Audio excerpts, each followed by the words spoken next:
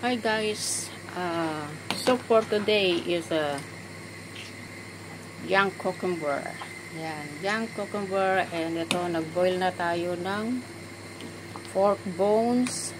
Meron din siyang kinds of beans, two kinds of beans. Ayan, pinagyan ko din siya ng mandarin pear and mushroom and dry octopus, and then lagyan natin ng ginger, kailangan yan.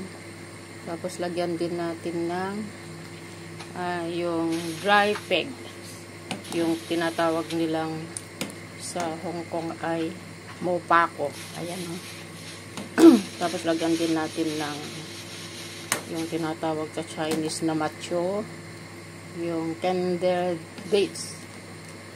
Yan. So, pakuluin muna natin mabuti guys.